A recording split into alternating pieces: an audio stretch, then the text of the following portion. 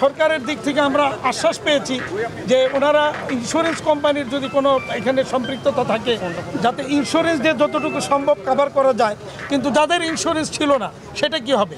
আমরা বিনীত অনুরোধ করব সরকারকে যে এটাকে আইডেন্টিফাই করে তাদেরকে অন্তত সরকারের পক্ষ থেকে যেন এই ক্ষতিপূরণটা দেওয়া হয়। এবং দেশের রপ্তানি খাত সবচেয়ে বড় ক্ষতিগ্রস্ত। যে পণ্য এখানে ছিল সেটা তো পড়া গিয়েছেই, কিন্তু এই পণ্যটার কারণে যেই পণ্যগুলো আমাদের রপ্তানি বাধাগ্রস্ত হবে সেটাও কিন্তু একটা বড় বিশাল বড় রপ্তানির পরিমাণ কিন্তু ওখানে কয়েক হাজার কোটি টাকা হবে। সুতরাং এই ধরনের একটা পরিস্থিতিতে সরকারের সহযোগিতা ছাড়া কোনোভাবেই আমাদের এগোনো সম্ভব না। আর সবচেয়ে বড় প্রশ্ন হয়ে দাঁড়িয়েছে যে এরকম একটা কেপিআই কি পয়েন্ট ইনস্টলেশন সিস্টেম সেখানে এত বড় একটা অগ্নি দুর্ঘটনা কি করে ঘটতে পারে এবং এটা যে কতটুকু অরক্ষিত তা কিন্তু আঙ্গুল দিয়ে দেখিয়ে দিল এই অগ্নি দুর্ঘটনা। আমাদের ইন্ডাস্ট্রিতে আমরা সর্বোচ্চ সেফটি এনশিওর করে থাকি, তাহলে সরকারের দেশের সবচেয়ে গুরুত্বপূর্ণ অর্থনীতির দুইটা জায়গাকে আমরা চিহ্নিত করি, একটা চট্টগ্রাম বন্দর অর্থনীতির প্রাণ, আরেকটা হচ্ছে ঢাকার এয়ারপোর্টের এই কার্গো ভিলেজ। এরকম গুরুত্বপূর্ণ দুইটা জায়গা যদি এরকম অরক্ষিত থাকে তাহলে আমাদের আর নিরাপত্তা বা দেশের অর্থ সম্পদ বলেন অর্থনীতি বলেন কোথায় ভরসা রাখতে পারে?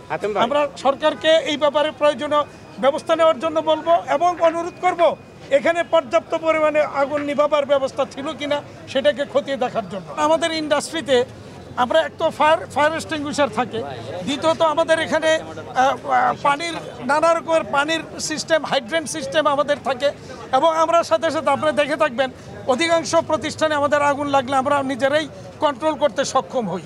তাহলে সরকারের এরকম একটা গুরুত্বপূর্ণ জায়গায় সিভিল এভিয়েশনের কি সেই প্রস্তুতি কি ছিল না? এর যদি না থেকে থাকলে তাহলে এর জন্য দায়ী কারা এটা খুঁজে বের করা দরকার।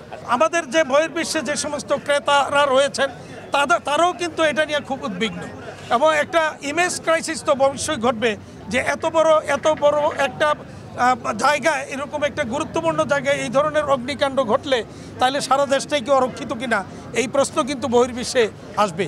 তো আমরা মনে করি এই ইমেজ কাটিয়ে ওঠার জন্য সবাইকে সম্মিলিতভাবে কাজ করতে হবে। সরকার যেমন করবে এবং এখানে সিভিল এভিয়েশন থেকে শুরু করে বিমান মন্ত্রণালয়, আমরা যারা আমদানি রপ্তানিকারক আছে, সিএনএফ এজেন্ট আছে, সরকারের অন্যান্য গুরুত্বপূর্ণ সংস্থা যারা আছে সবাইকে মিলে এইটার জন্য কাজ করতে হবে এবং ভবিষ্যতে যাতে এই ধরনের কোনো ঘটনা না ঘটে সেই জন্য প্রয়োজনীয় উদ্যোগ বা ব্যবস্থা নিশ্চিত করতে হবে। ক্ষতি তো অবশ্যই কোনোভাবেই 1000 কোটি টাকার নিচে হবে বলে আমরা মনে করছি না ইনস্ট্যান্টলি এখানে যেটা হয়েছে। আর এর বাইরেও এই পণ্য দ্বারা যে রপ্তানি হতো সেইটা আরও অনেক হাজার কোটি টাকা, সেটার পরিমাণ এখনও আমরা পাইনি। আমরা আজকে সকালেই আমাদের মেম্বারদের কাছে একটা সার্কুলার দিয়েছি, আগামীকালের মধ্যে যেন আমাদেরকে অবহিত করে কার কী পরিমাণ ক্ষতি হয়েছে এটা আমাদেরকে জানানো হয়।